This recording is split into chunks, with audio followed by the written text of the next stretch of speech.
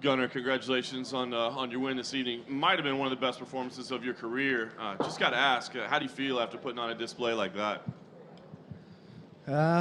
Feels great, man. The fight went well, went my way, obviously, and you know, it was a good first round as well. Just getting a feel for it, and I'm actually enjoying spending a little bit more time in the octagon than maybe some of my previous fights. I feel like I learned more. And the finish that you had was spectacular. When you land the right hand, the kick lands. It looked like the knockout was there for the taking. What's going through your mind at that point? Obviously, we think of you as a gifted submission artist, but it looked like you could finish it. Instead, you basically pull him to the ground and finish him there. What's the thought process and the selection process as that's unfolding? You know, at that point, it was just the most obvious opening for me. You know, it was just. I thought the way it went was just the most clinical, really. You know, he was, instead of running into him and throwing a bunch of shots to get the knockout, it was just he was out. There was no need to give him a good few more punches to the face. He's a pretty guy as well. He's a model, you know. There was no need. There's no need.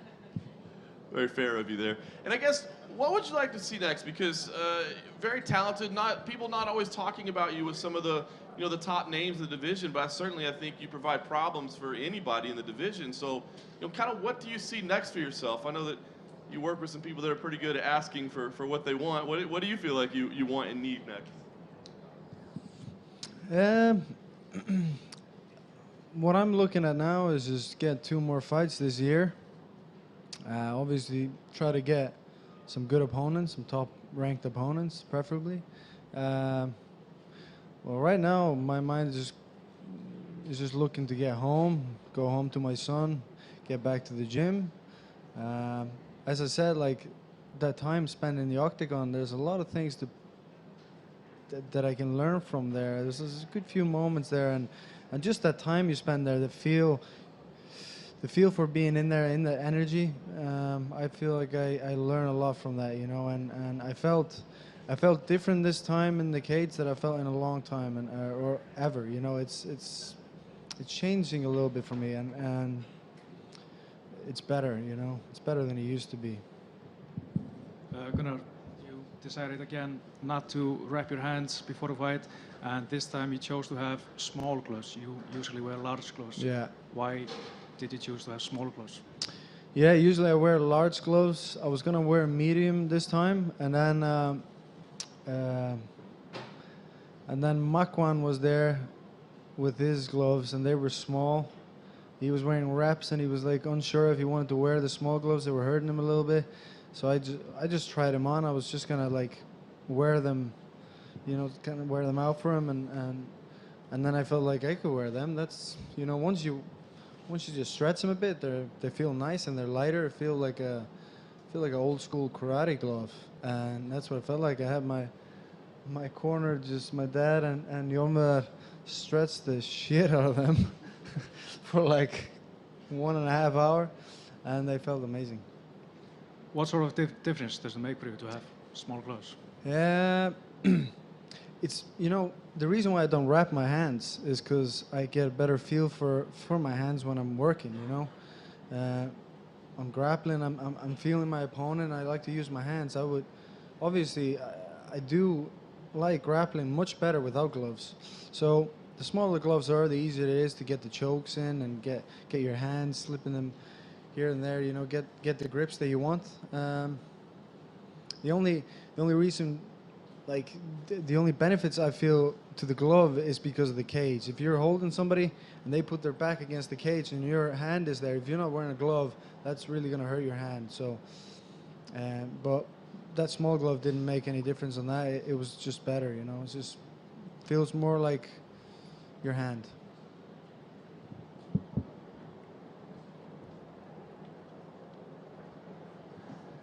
You said you felt different in there tonight.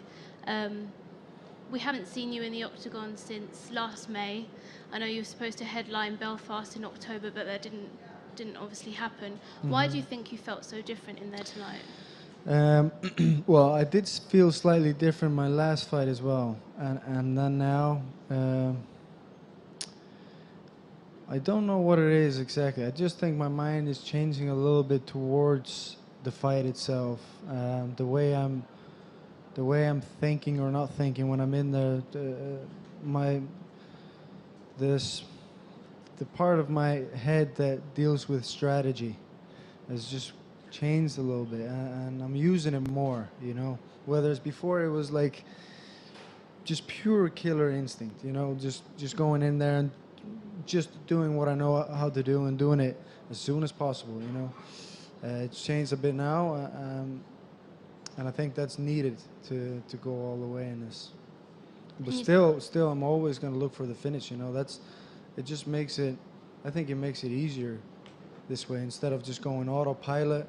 You know, doing all your moves and maybe getting the decision. You know, just roughing it out. You know, be strategic and get the finish. You know, finish the fight. You said you want to fight another 2 times. Are there any? We've got a lot of European events coming up this year. Any particular event that kind of stands out that you'd like to get on? Well, I had to go back and talk with my team about that. But yeah, definitely, I love fighting in Europe. Gunnar, how important was the loss to Rick Story in terms of your development as a mixed martial artist? That fight, it looked to me at least as if when you lost that fight, it was a case of running out of time to actually find the finish. And since then, we've seen a much more ruthless Gunnar Nelson. Is that something that you've paid particular attention to and to push the pace a little bit more and maybe be a bit more prepared to really commit to the strikes when the opportunities arise? Yeah, that's a good example of where I go into a bit of an autopilot mode and just don't really think. And then I watch the fight and I'm thinking, what the hell was I doing? You know what I mean? Like, not that taking anything from Rick Story. He's an amazing fighter, great fighter, very tough. But yeah, I did learn a lot from that fight.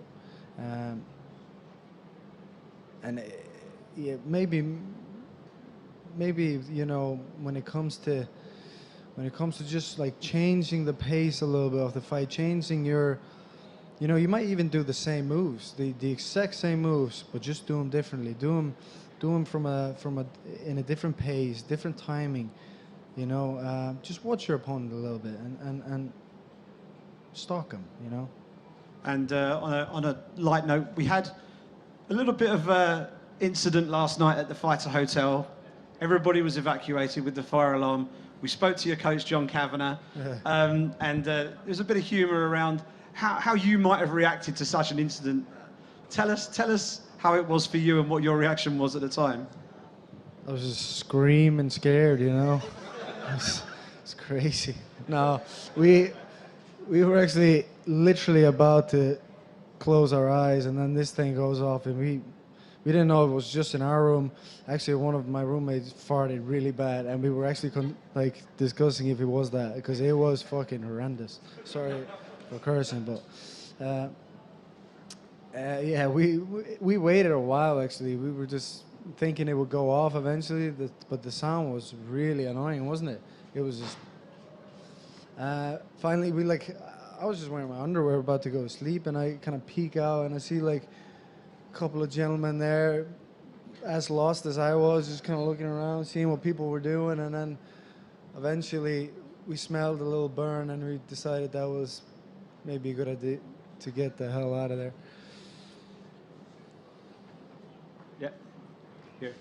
So you said after you caught him, you didn't want to hurt him anymore with the punches, but did it went through your mind that it would be better to have a submission than to have a knockout for your record, for example?